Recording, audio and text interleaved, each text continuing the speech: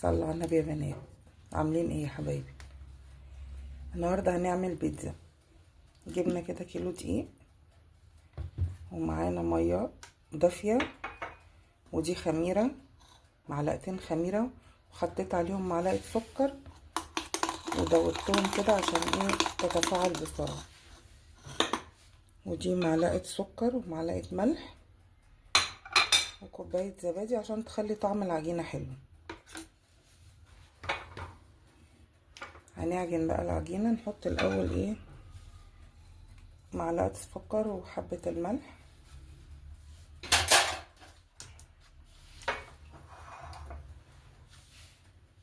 نقلبهم كده.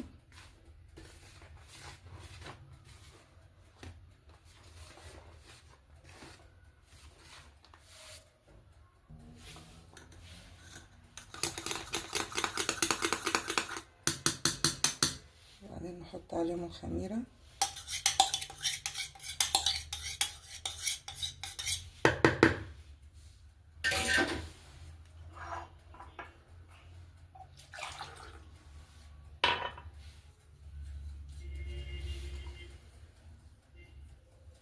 بعدين نحط المية،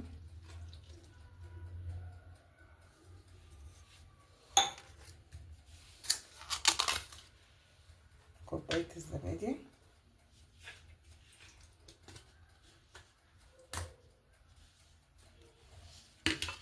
ونعجن بقى. طبعا احنا جنبنا مية تاني دافية عشان لو احتاجت، بس يعني نحط المية كده ايه حبة في حبة مش مرة واحدة.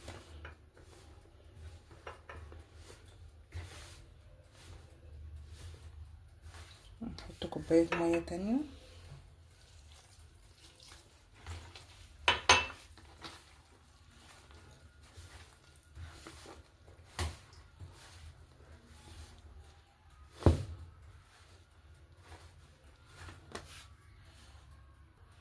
بصوا يا بنات انا نسيت اقول لكم كده على شوية زيت تخلي العجينة لينة معاكي. حطي كده،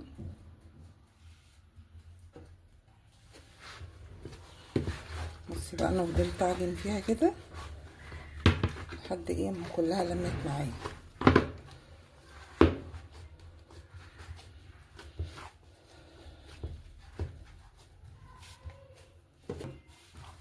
هندهن بس كده وشها عشان ايه احنا هنسيبها تخمر حوالي نص ساعة. فرن بقى يكون دافي كده وتغطيها كويس وتدخليها الفرن.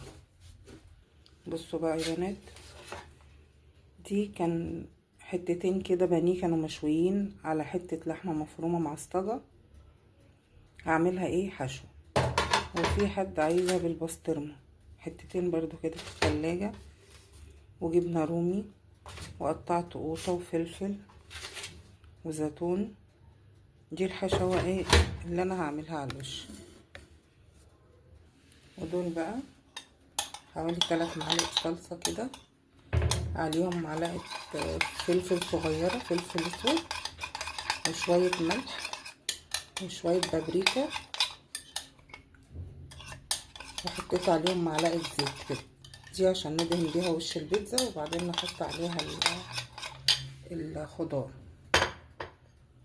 انا كل ده طبعا مستنية ايه العجينة تخمر، بس قلت اجهز الحشوات. بصوا بقى ما شاء الله العجينة خمرت ازاي.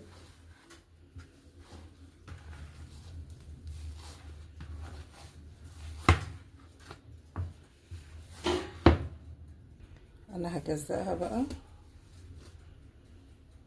وهقول لكم كده هتطلع كام صينيه. بصوا بقى هي عملت معايا الصاج ده، الصينيتين دول.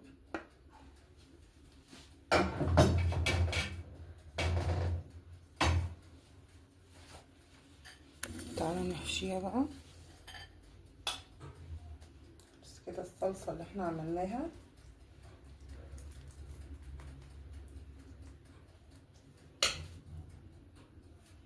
وبعدين هنحط شرايح الطماطم،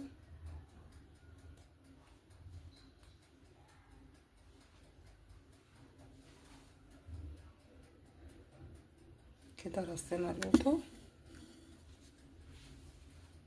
بعدين هنحط فلفل،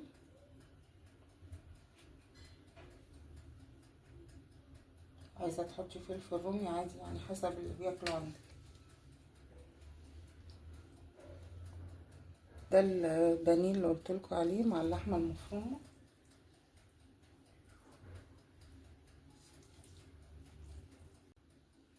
وبعدين هنحط بقى الزيتون،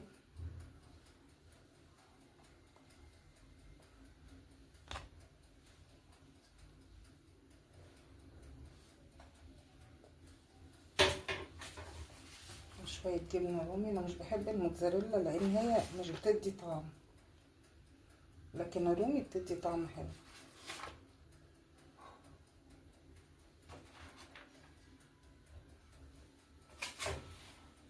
ده شكلها بقى، وهدخلها الفرن واوريها. دي عملتها برضو بنفس الطريقة، بس دي حطيت لها بسطرمة. صلوا على النبي كده.